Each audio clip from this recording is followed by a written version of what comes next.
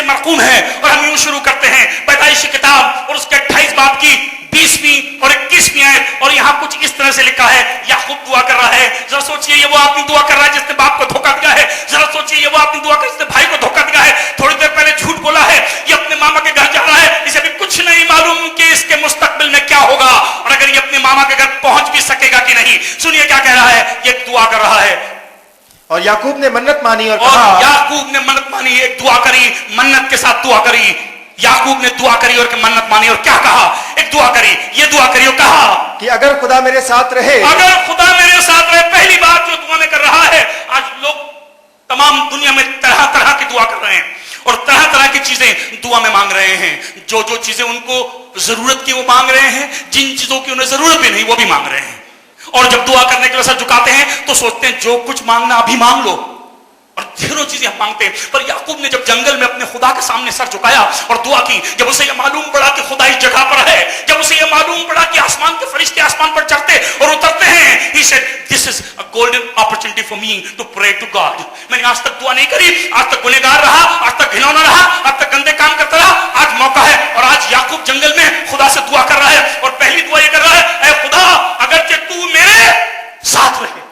दुआ कर रहा है, मैं कहा खुदा बाप, मेरी सबसे बड़ी गलती ये थी कि तू मेरे साथ नहीं था, मेरी जिंदगी के किसी हाल में तू मेरे साथ नहीं था। मैं अपने जोम में, मैं अपने तैश में, मैं अपनी अक्लमंदी में, मैं सब कुछ कर सकता हूं, इसी में जिंदगी गुजार रहा था और तू मेरे साथ नहीं था। ये गलती जो मुझसे सरजद हुई, ये मैंने अपने बाप को धोखा दिया, जो मैंने अपने भाई को धोखा दिया, ये इसलिए हुआ कि तू मेरे साथ नहीं था। अगर जो तू मेरे साथ होता तो मेरी जिंदगी में ये नहीं होता। खुदा के लोगों, क्या आपको ये मालूम है कि ये काम जो आपसे सरजद हो गया, ये गलती जो आपसे हो गई, ये बाप को जो आपने धोखा दे दिया, आप जो ठग्गू कहलाते हैं, शायद अपने भाई से आपने झूठ बोला, ये इसलिए हुआ क्योंकि खुदा आपके साथ नहीं था। और अगर आप दुआ करना चाहते हैं आज, तो सिर्फ ये दुआ ना करिए कि खुदा मेरे बच्चों को लंदन पहुंचा दे, या खुदा बाप मुझे अमेरिका भेज दे, या खुदा बाप मुझे एक नया मकान दे दे, या खुदा बाप मुझे एक बड़ी गाड़ी दे दे। पहली दुआ ये कीजिए कि खुदा बाप तू मेरे साथ रहे।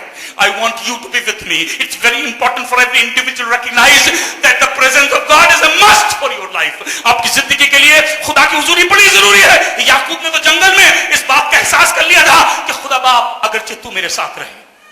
खुदा के लोगों, शायद आप ये बात सुन रहे होंगे और आप भी एक बदतरीन आदमी होंगे, आपने भी लोगों को ठगा है। कभी कभी आपके दिल में ये बात उठती होगी कि तुम ठग्गू हो, तुमने अपने बाप को ठगा है, तुमने झूठ बोला है, तुमने किसी आदमी को गुमराह किया है, तुमने ये गलती की है। शायद आप कभी भी सोचते हो मैं क्या करूं।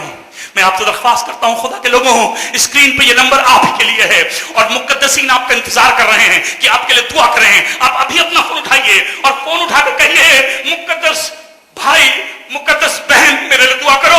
मैं याकूब की तरह गुनहगार हूं, मैं बहुत गलत आदमी हूं, मैंने लोगों को चीट किया है, मैं जंगल में हूं, पर आज मुझे मालूम हो गया कि खुदा हमसे मोहब्बत करता है, जंगल में उससे मिलने के लिए आ गया है। मैं भी चाहता हूं कि आज मैं ये दुआ करूं कि खुदा बाप अगर तू मेरे साथ रहे। मैं भी खुदा को अपने साथ रखना चाहता हूं। हमने खास तौर से कानपुर के अंदर एक प्रेयर सेंटर को इसलिए स्थापित किया है ताकि मुकद्दसीन 24 घंटे आपके लिए दुआ करें। ये नंबर आपके स्क्रीन पे है, आपके लिए है।